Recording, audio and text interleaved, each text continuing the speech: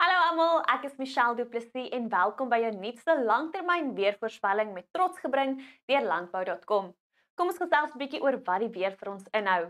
Oor die algeheel was herfs uiters nat, maar toe kom Mei en tipies herfs was daar uitskieters wat ons sal bespreek.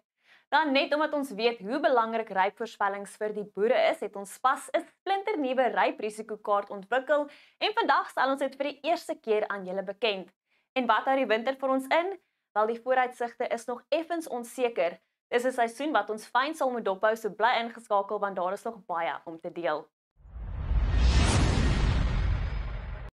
Herfs 2025 was 'n uitsonderlike seisoen wat reënval aanbetref, met groot dele van die land wat bo-gemiddelde reën ontvang het. Hier oor die verre westelike gedeeltes van die land op kolle oor die Kaap-provinsies, sowel as dele van die Hoogveld, die Vrystaat, Gauteng en KwaZulu-Natal, het tussen 200 en 400% van hulle normale reënval ontvang. Teen die begin van Mei het verskeie van die land se groot damme hul volle kapasiteit bereik met enorme volume water wat by die Vaal en Oranje riviere afgestroom het.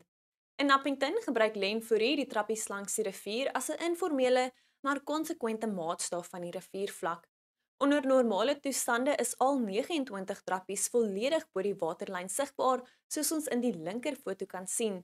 Maar teen 3 Mei was al 29 trappies reeds onder water, wat 'n duidelike aanduiding van die buitengewone vloei was.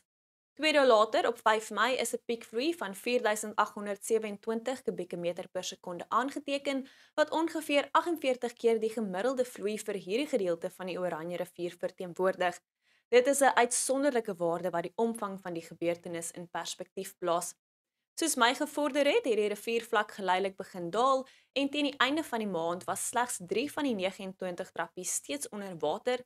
Ten spyte van die afname in die vlak was die impak op die infrastruktuur reeds noemenswaardig met omvangryke skade aan die damwal en omliggende gebiede. Die afloopwater het uiteindelik by die Oranje riviermond uitgespoel en op die satellietbeeld kan mens duidelik sien hoe die bruin rivierwater in die donkerblou Atlantiese Oseaan invloei. As ons dan spesifiek kyk na Mei se persentasie van normale neerslagkaart, kan ons sien dat dit oorwegend droog was oor die grootste gedeeltes van die land, maar hier in die verre weste was bo-gemiddelde reën waargeneem met plekke oor die Namakwa distrik wat tussen 4 en 6 keer hulle normale reënval vir die maand van Mei ontvang het. Die bo-gemiddelde reën in die weste was te wyte aan 'n reeks koue fronte wat oor die streek beweeg het. Een besonderse koue front rondom 20 Mei, soos ons kan sien in die satellietbeeld, het 'n periode van baie koue, nat en winderige weer gebring, met sneeu in dele van die Kaap-provinsies, Lesotho, die Vrystaat en KwaZulu-Natal. Na die front het temperature skerp gedaal wat tot die eerste wydverspreide ryp van die seisoen gelei het. Tussen die koue fronte het 'n oorheersende hoëdrukstelsel oor sentraal en noordoos Suid-Afrika gerus, wat gelei het tot wolklose en droë toestande.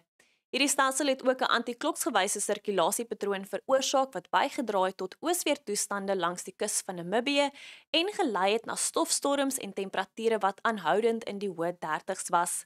Dieselfde sirkulasie het ook bergwindtoestande langs die Wes- en Suidkus van Suid-Afrika veroorsaak, waar temperature in sommige gebiede tot in die hoë 30's gestyg het. Ons is tans in 'n ENSO-neutrale toestand wat beteken daar is geen El Niño of La Niña aktief nie. Hierdie neutrale fase sal waarskynlik die res van die winter voortduur en het dus geen sterk invloed op ons weerpatrone nie. As ons dan kyk na die winterseisoen wat voorlê, wys die Suid-Afrikaanse Weerdienste se voorspelling dat ons waarskynlik ondergemiddelde reën sal sien oor groot dele van die land met bo-gemiddelde reën wat verwag word oor die suidwestelike gedeeltes van die Wes-Kaap, sowel as rondom die Wildekus in die Oos-Kaap. Die Universiteit van Pretoria se model dui ondergemiddelde reënval vir dele van die winterreënvalstreek aan, soos ons kan sien in die geel tot oranje kleure wat deurkom. Dit is egter belangrik om uit te wys dat daar tans heelwat onsekerheid oor die komende winter is, met verskillende seisonale modelle wat nie in ooreenstemming is nie. Die voorspellingsvertroue is ook baie laag met talle streke waar daar geen aanduiding is van of bo of ondergemiddelde reënval nie. Winter is van natuurlik 'n moeilike seisoen om lank vooruit akkuraat te voorspel en hierdie modelverskille beklemtoon dit verder. As ons dan kyk na die verwagte maksimum temperature vir die winterseisoen, kan ons sien dat die Suid-Afrikaanse Weerdiens en die Universiteit van Pretoria se kaarte maar warm is met bo-gemiddelde maksimum temperature wat voorspel word. Dit is egter weer eens belangrik om te noem dat die voorspellingsvermoë laag is en dat dit juis nou belangrik is om te fokus op korttermyn voorspellings.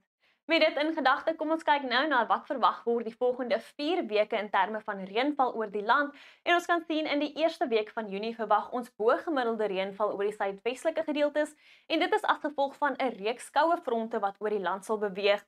Teen die tweede week kan 'n sterk afsy-laagdrukstelsel moontlik ontwikkel en reën bring vir die suide sowel as die sentrale gedeeltes van die land, maar hier in die weste lyk dit maar droog. Dit is egter belangrik om te noem dat afsy-laagdrukstelsels wispelturig is en dat dit alles afhang van hoe die afsy-laagdrukstelsel oor die land beweeg, so die reënvalpatroon kan nog verander. Teen week 3 het ons weer koue fronte wat oor die land sal beweeg met bo-gemiddelde reën wat verwag word rondom die Oeverberg, die Suidkus en in dele van die Karoo en die Vrystaat met gemiddelde tot ondergemiddelde reën oor die res van die land. Teen week 4 sien ons bo-gemiddelde reën op plekke oor dele van die Oos-Kaap en in KwaZulu-Natal. As ons dan spesifiek kyk na die komende week wat voorlê en ons kyk na ons temperatuur-afwykingskaart, kan ons sien dat ondergemiddelde temperature of kouer as normale toestande verwag word oor die westelike en sentrale gedeeltes van die land en dit is heel waarskynlik 'n aanduiding van 'n sterk koue front wat oor die land sal beweeg.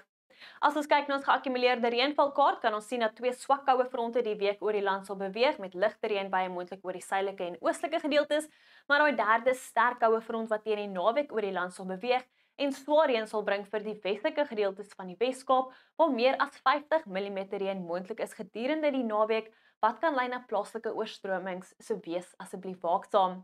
En hier is dit nou ons ryp risikokaart soos beloof en Woensdagoggend sien ons ligte ryp in die ligte blou kleur oor dele van die Karoo, die Oos-Kaap en rondom Lesotho. Nou wanneer dit kouer word en minimum temperature rondom -5°C daal, sal dit as pers op die kaart vertoon en vir daai bibberkoue oggende met minimum temperature rondom -10°, sal dit as 'n helder pink op die kaart vertoon. Nou hierdie Woensdag en Donderdag verwag ons slegs ligte ryp met ligte ryp weer eens Donderdagoggend moontlik oor dele van die Oos-Kaap en rondom Lesotho in die ligte blou kleur. Nou vir die res van die winter sal ons die kaarte met julle deel, so hou 'n oogie op ons sosiale media blaaie.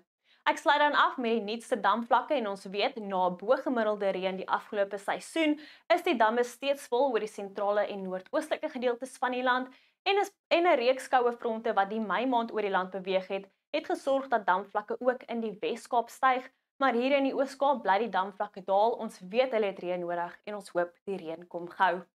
Wel dis al van my af. Mooi loop en sterkte met die seisoen.